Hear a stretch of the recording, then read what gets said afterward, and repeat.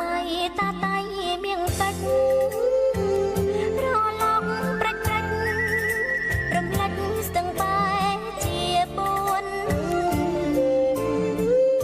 ព្រះសូរបាំងកង់សំរងកាំងកាងធម្មជាតិបានសាងសងខាងសំសួនកង់មួយស្ទឹងពួនជួនជួបមាច់